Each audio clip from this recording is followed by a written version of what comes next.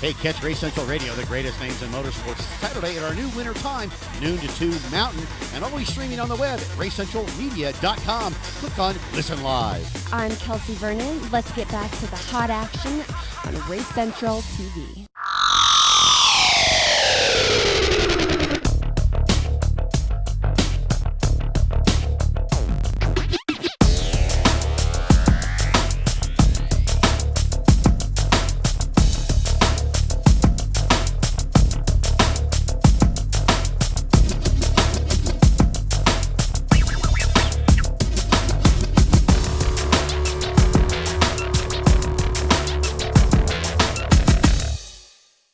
Hey, check it out. Welcome to this week's edition of Race Central TV. Terrific show lined up for you. Do want to remind you, hey, it's been a great year, 2009, for Race Central. We're now on 3 major television networks. If you're watching this right now, hey, you can watch us on Altitude, K3 Network, and we go around the globe. MavTV.com to check us out in HD, and also Race Central Radio, the greatest names in motorsports from the front range to Formula One, as we like to say. New day, new time, Saturdays from noon to 2 Mountain Time. You can check us out around the globe on RaceCentralMedia.com, our live streaming link.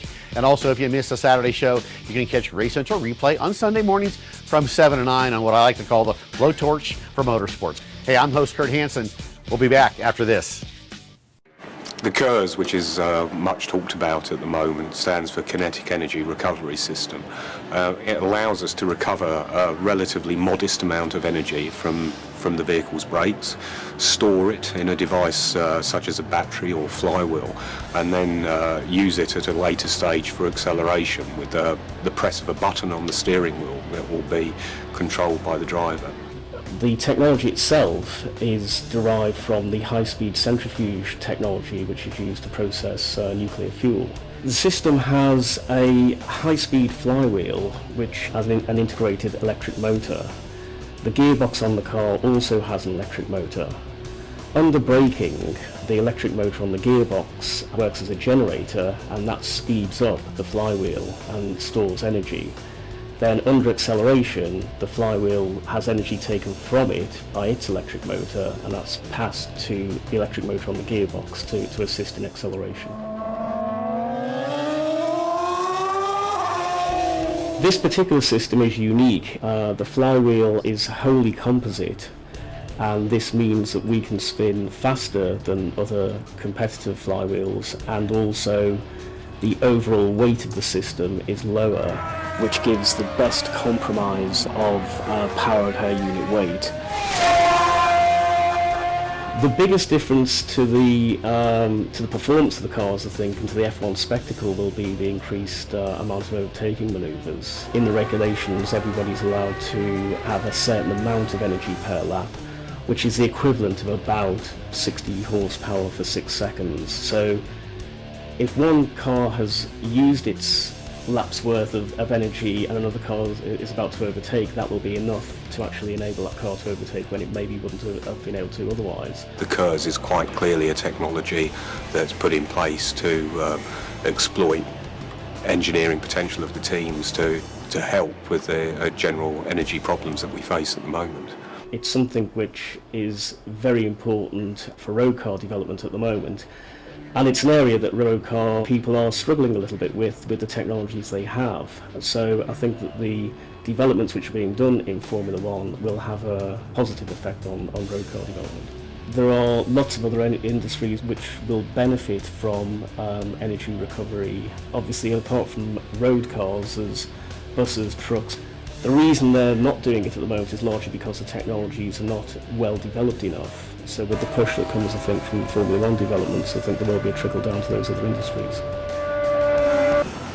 Many companies are working to find ways to reduce the impact they and their customers have on the environment. Cars and trucks only account for about a third of the greenhouse gases we produce.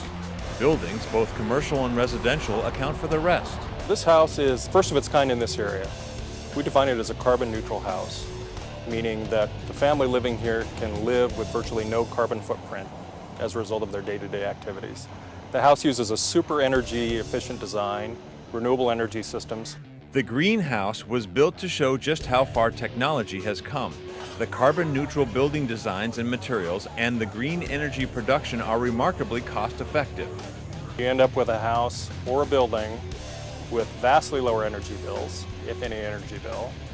A house that procures local resources, saves natural resources, and ultimately is an incredibly healthy place to live.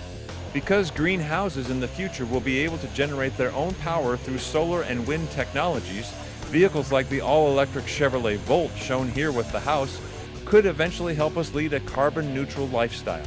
The greenhouse and the Volt that we see behind us shows us that the future is almost here right now. We're going to be delivering the Volt to a few regions to start here by 2010. By the end of 2010, you'll begin to see Volts in volume. So the future is not that far away.